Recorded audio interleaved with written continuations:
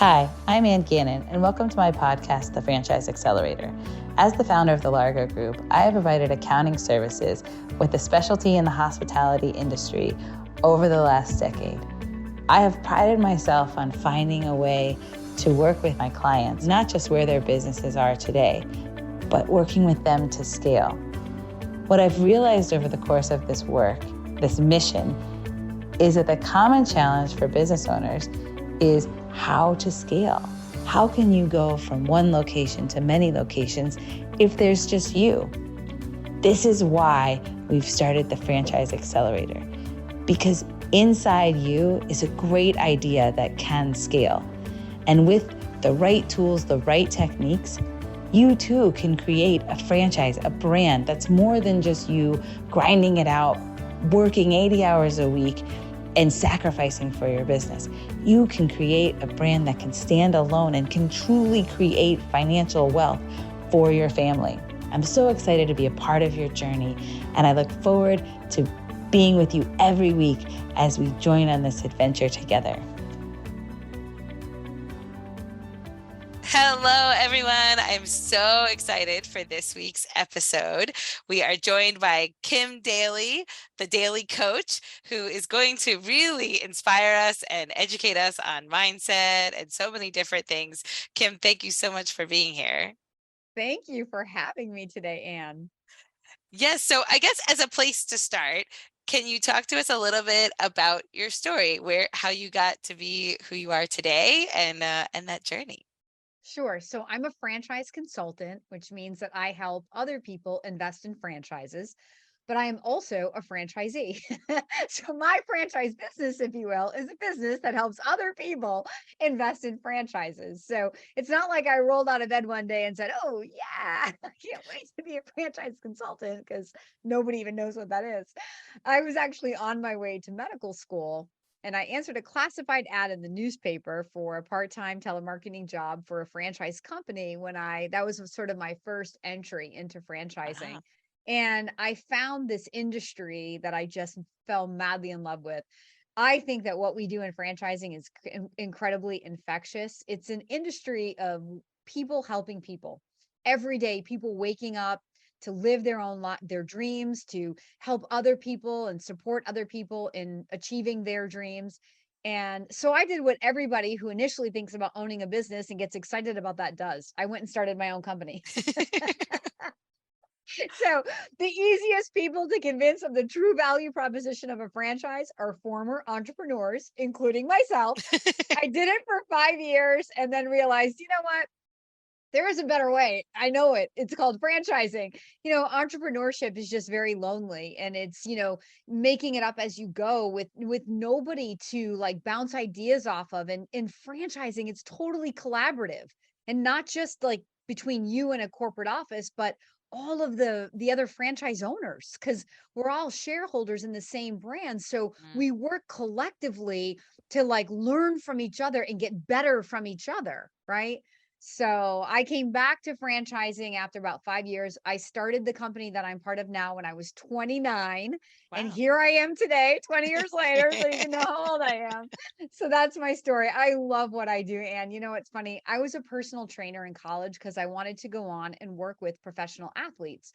I was a nutritional biochemistry major with a sports nutrition minor in my undergrad programming. But I worked as a personal trainer. And when I found which I loved that job in the gym. And when I found the role of a franchise consultant, I saw a direct parallel to my passion for helping people in the gym. Only now we were going to be talking about business, which was something I had just struggled with for 5 years and now Yeah. decided to start my own franchise. So join my own franchise. So it's really awesome. I'm super passionate about what I get to do and the people I get to work with every day. Yeah, and you see them at such a unique time in their life, right? Like you see them as they're entering probably a new industry, something they don't know a lot about, coming from, another career, another part of their life. Talk to us a little bit about that. Like what goes into that decision for someone to make this, you know, life-changing decision to go into franchising? Right. That's a really great point and a good question, because you're right. People just don't roll out of bed and go, okay, I think franchising is the next thing for me. There's usually some, like, I hate to say we're motivated more by pain than we are pleasure, but there's usually some pain point, like maybe an impending layoff or a layoff, or just that worry of being laid off, right? I work a lot with W-2 employees in career transition. But in the moment we've been in since 2021, really too, I've been working a lot with real estate investors looking for some diversification in their Oh, portfolio, interesting. Okay. right? So maybe they're already down the path of being a business owner and they own short-term or long-term rentals, but maybe they're heavy over there, or maybe the interest rates or the price of the houses are not the same. Like, it's too high right now. So they got to wait for the market to settle. So let's get diversified and let's throw a business into the mix. When you really step back and you look at most millionaires, most really, wealthy people, they have a diverse portfolio of a business or businesses and real estate, or maybe real estate, like multiple real estates and a business. So it's kind of the combination of both. So I get people kind of wherever they're starting from, when they come to the idea of looking for the leverage, that a franchise opportunity can create for them. Yeah, it's so true. And I agree with you. I mean, I think I'm fascinated by, the franchise industry because it does provide a resource where it would be very hard for someone to just go and say, I'm going to start a burger restaurant if you don't know anything about burgers. But yet in franchising, you're able to do something that works at a scale that you may not if you had to, start from scratch. So really what you're buying is time. Talk to us a little bit about what are some of the I guess first things that people look for when they're looking to buy a franchise. What are some of the first questions that you get? I love everything you just said, and you were so accurate too. Just that you're buying down the learning curve because you're partnering yourself with people who've already figured it out. So I love that. Thank you for saying that. But so when people come to me first, they're typically thinking about maybe what they know, right? Or what they're passionate about. So I'm going to go invest in that because I'm passionate about it. And passion leads to success, right, Kim? No, not in my experience, not Oh necessarily, no. right? Or how about this one? Like, hey, my community doesn't have a fill in the blank, so that's the right business. So in over 20 years as one of America's top franchise consultants, I've never proven those two investing Oh no. methodologies to be the ones that really lead to happily ever after. So Wow. a better strategy, if you potentially are looking for that fairy tale relationship, right? Because that's how I look at it. This is sort of like a marriage, and I'm like eHarmony. So I get to like meet you and you're thinking about finding this like future partner, because that's what franchising it is. It's more about the people than the widget, right? The Mhm. widgets didn't reopen doors in a pandemic or adapt in a pandemic. The widgets don't adapt on themselves by themselves in a recessionary time. It's leadership behind the widget. So we're always looking at people, right? First and then widgets. So I get off on so many tangents. The original question was the methodology. So sorry. So the best methodology really is to get clear and specific about what you want a business for, right? The Mm, owner that you want to be, the people you want to create jobs for, the environment you want to find yourself in every day that's inspiring for you, the financial goals you have for your business, right? There's the key, because money is why you're here and money is why you won't be here. yeah. So let's talk about the money, the realities of what different types of businesses can make. And then also that quality of life. So what I have found over many, many years, Anne, is that if I can show somebody an opportunity where they can invest their money and make the kind of money they want that will drive a quality of life, they will fall madly in love with whatever that business is. But Yes. if you start with, I've got to be in love with the business, and it doesn't afford you the money that you then need to build a quality of life, not only do you lose your hobby, but you might fail in your business as well. So passion is not as important as money and quality of life typically. Now, it's not a blanket statement, because obviously, if I love to work out and I think a gym fits Kim's personality and profile and her business characteristics and the kind of money she wants to make, then that's the gym franchise is the cherry on top of the, the sundae that we built. But I don't really like to lead with that. Oh, because she likes to work out, I can only show her the gym. Does that make sense? No, completely. Because I think you're right that a lot of times we forget about how important it is for the owner to be profitable for what they're doing. And I think so many times, as basic as that sounds, like the first thing that I find, because I usually come into play, they've owned the franchise or their restaurant for a year or two, and now it's like, the accounting part, the finance part gets really complicated. We don't know. We feel like we're missing something, even if we aren't missing something. And all of a sudden, it's just the stress of the cash flow. Wherever you are, it's also just, am I in the right place? Am I doing the right thing? And what I find is that the one number that nobody really knows is what you should be making out of this venture. And if cash flow is at all tight, it's, I haven't paid myself in 3 months, or I haven't paid myself in 5 months. And to me, this is the biggest lesson in the last 3 years, is if you are devoting all of this time and energy, you have to get paid. Like, you have to validate your time just from a psyche standpoint, because otherwise that's so much of the stress.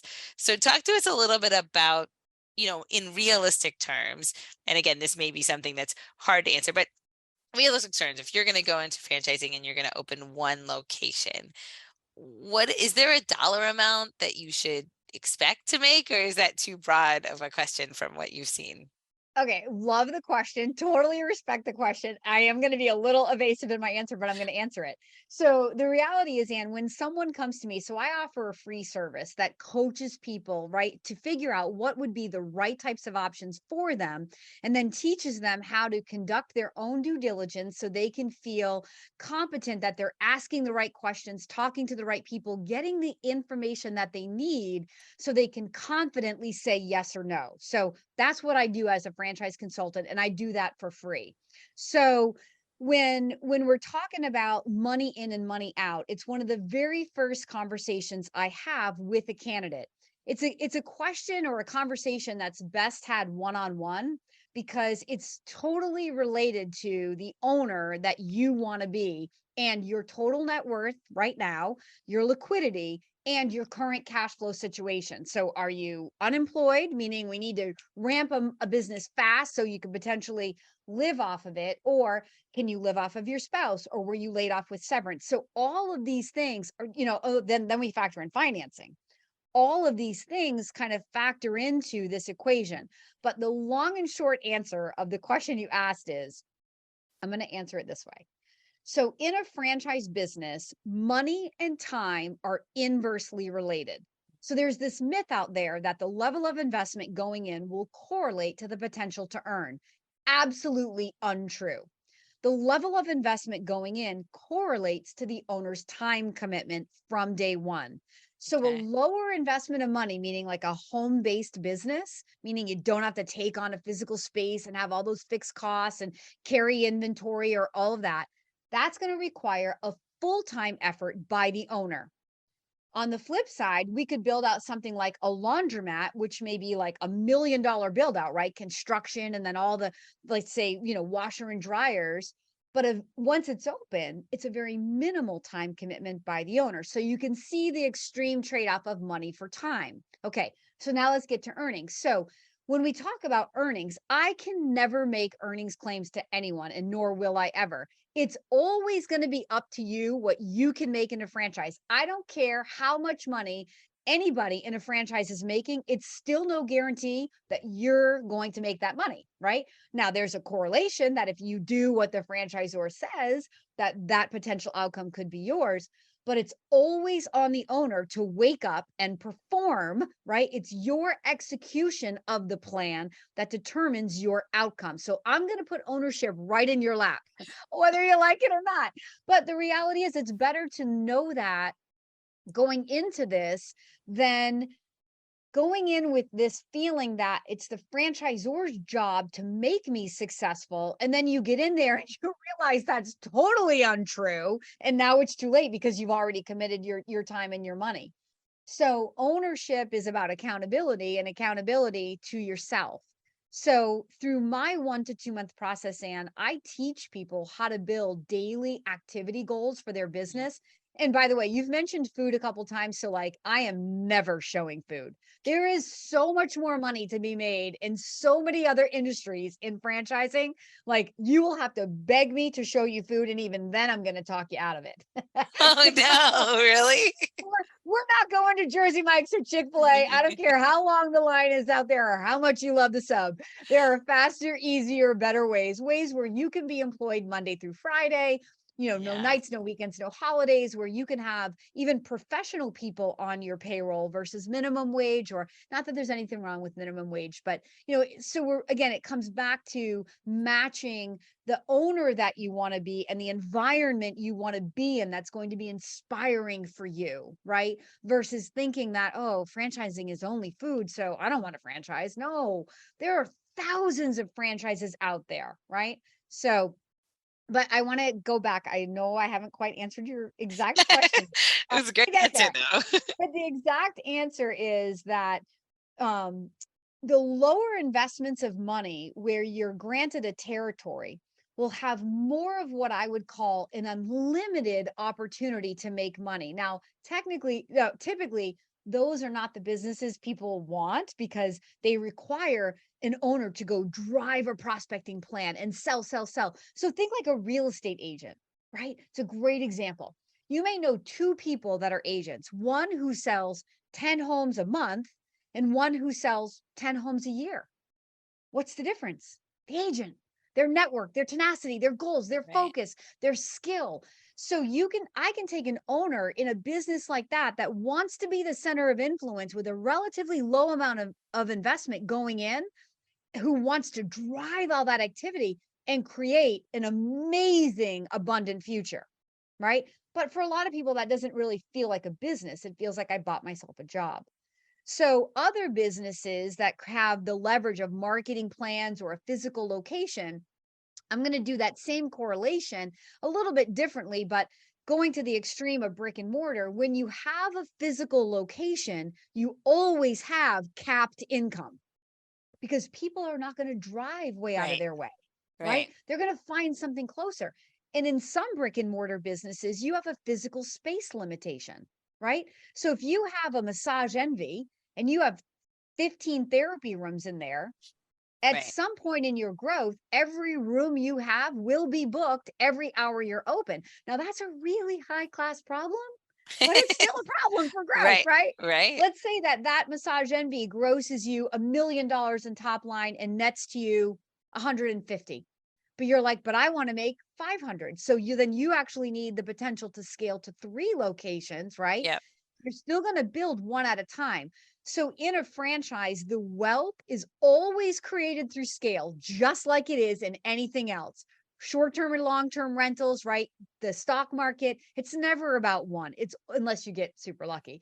It's always about the diversification and the ability to scale and leverage your time across multiple units. So the last thing I'll say about this is the wealth in a franchise is scaled. And so we can scale using teams of people. So think like a cleaning company, right? That's going to be the cheapest way to scale a business, right? Again, people have this like, oh, I don't want to have 50 employees. Well, nobody starts there. We always say in the cleaning business, it's like Noah's Ark. You go 2 by 2 by 2. If you have a 2-person cleaning crew, you get them relatively busy and you hire another 2 and you hire another 2. So your strength in hiring and training and leading is growing. Your muscles are growing as you go, right? The second way you can scale a business is using trucks or pieces of equipment. So think like 1-800-GOT-JUNK. That's a franchise. So you're going to look at revenue per truck.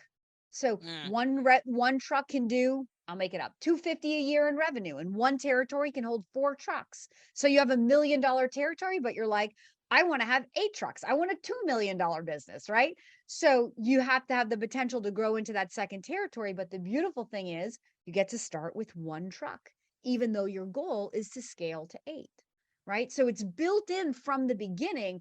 Compare that to an entrepreneur who a lot of times can't even get out from underneath one of something that Right. they've built, right? Because Right. their business is sort of built around their own center of influence. Right. No, that's such a good answer. So what would you say is the best quality for a franchisee to have? Like, what is the one quality that, and I believe something that everyone can develop, right? Like something that they could work on or would need to work on to make this a successful venture. Hands down, the answer is grit. Hands down, right? That's a good This answer. is not for the faint of heart. Now, I'm not trying to scare anybody away. I'm just trying to be real with you, right? Because you are saying it. There's so many things happening. Number one, you're saying yes to you for potentially the first time in your life. You're Mm, standing up to a dream. Many people have said, I've thought about owning a business for years, Kim, but I never dared to do it. Okay. So now you're daring to do it. So don't think that you're going to make that decision once and be over it. You're going to doubt yourself a million times, right? So there's that emotional roller coaster that you've got to be right. gritty through, right? Now we're putting you into a brand new business, right? That you know nothing about. So there's that learning curve that you're going to go up and down with and second guess a million times, right? Right. And you're growing in the role of being a business owner, which has its own learning curve, right? So you put all of these things Yeah. together, and if you are not committed to your why are you doing this? Because you know that business ownership is the true way to financial freedom, the way for you to wake up and own your life. Maybe not in the beginning. You've got to get it up and established, but you can be a semi-absentee owner in a franchise. You can put a manager in place and be what we call semi-absent. So your manager is full-time, but you can be part-time and even keep a full-time job and be building that bridge so that you can leave the corporate job more safely, if you will. But so grit is absolutely a strong commitment to your why. That's how I'm defining grit, a vision for your future that says, I need this to get where I want to go. The business is the Yeah. vehicle driving the outcome. It's not the end all be all. I love that answer. That's so true. I think business ownership, that's pretty much what it comes down to is grit. That's so good. So what have you seen, like obviously recent weeks, months, like there's some uncertainty, what have you seen in your world in early 2023? You know what's so great? It's such another really great question. You know what's so great about franchising? So years ago, 20 something years ago, when I first met my first mentor in franchising, he taught me that in good times and bad, the franchise industry grows. So people's motivations for investing and what they invest in will change, but they still invest. So let me break that down. In a really great economy, right? Wealth is flowing. People want more of the American dream. They're putting their money into their futures. They're excited. In a bad economy, people have instability in their job or inflation that makes them, interest rates that say, I can't do this anymore. I'm going to put my money over here. So people will maybe look more toward essential businesses versus the kind of fun want-based businesses in a wealth building economy. But that's okay. We have plenty of them. I would say since 2020, since March 13th of 2020, right? The day the world ended Yeah. and started again. All of franchising really kind of recentered around more essential services, products and services for the homeowners. I love to say that in 2020, the 2 biggest explosions were in pools and puppies. Interesting. Right? Oh, right. Everybody got a pool and everybody got a puppy. So Yes. here's the thing. So if you think about all of the businesses that would be suppliers to just get a homeowner getting a pool and a puppy. So let's break it down. You get a pool, you need a fence. You might need a pool cleaning company. You might need mosquito spraying so you can use your pool at night. You might need outdoor lighting so you can see that pool at night. You might Right. need a new patio. You might want your lawn fertilized because now you're staring at it when you're floating in your pool. So all of those businesses are franchises, right? Oh, wow. So let's take the puppy industry. You get a puppy. That puppy needs to groom. That's a franchise. The puppy needs dogs and dog food, dog treats and dog food. That's a franchise, right? The puppy needs training so he's not barking like mine all the time. That's a franchise. So like I just rattled off probably, I don't know, 10 different franchises that maybe you didn't even realize were franchises. Wow. All because during the pandemic, we were home, not taking a vacation, trying to create fun for our family. And we built a pool. And then our kids were begging us for a puppy because why not? Right. So there's so many opportunities in franchising again that the average person who thinks about a franchise thinks about Chick-fil-A and Jersey Mike's, or the Yeah. dollar store or a convenience store, or things that like an executive in corporate America, somebody with an MBA and a sophisticated investor is looking at and going, I am not doing that. Right. Yeah. And I think you're right. I mean, I remember in '08, I mean, I had just gotten into public accounting in '07. So '08 was like, oh my God, I think I learned so much so quickly. But I remember, the appeal of business ownership for all the people who were kind of transitioning, or just, I think, an eye-opening moment to people in corporate America to say, as good or bad as my job is, I don't have control of this outcome in the same way that I do in, the franchise world, or, just business ownership world. And I think that's an important lesson to a lot of people, as scary as it is, and it's not easy in any form of business ownership, but at least it's your own. Your time is your own. And Totally. um, I think it also comes back to how do you define what's hard and what's easy? Like, I would say that when you become a confident business owner and you know that you're unemployable, you would look at people who are employed by others. That's hard. Like yeah, getting up on a Monday morning and going working for somebody else in their future and them yeah, controlling my time and telling me how much money I can make. To me, that's like no freaking way, right?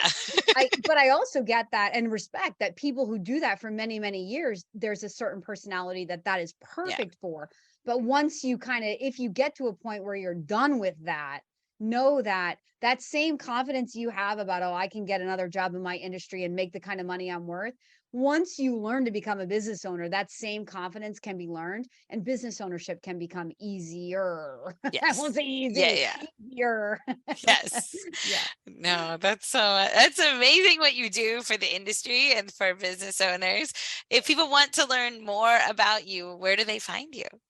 Oh, so since 2020, and so 2020 was like a year for business ownership. It was adapt or die, right? So Yes. like, but for me, it was one of the greatest adaptations of ever. I stopped traveling and hosting live events. I turned on the camera and built a YouTube channel. Oh, So wow. please go to my YouTube channel. It's the single greatest thing I've ever done in my professional career. I have had more fun, my producer and I, you should see us when we're getting together Oh. to create these videos. It's just some of the best days I've ever worked in my life. So please go to Kim Daly, DALY.TV. We have over 500 videos. We add to it every week, long Oh. form, short form, but on all topics: franchising, value proposition, those evil fees and franchising, testimonials by franchisors about working with Kim Daly and the kind of candidates that come out of me, and franchisee testimonials, people that have worked with me to change their life, and mindset coaching, business coaching, all things related to business ownership and franchising. So if you go there, it's a wealth of information. And from there, of course, you can find all of my email addresses. Oh, that's awesome. No, we'll definitely have to check it out. Well, thank you so much for taking the time today. It was a great conversation, and best of luck. Thank you, Anne. I've enjoyed being your guest. You asked great questions. Thank you.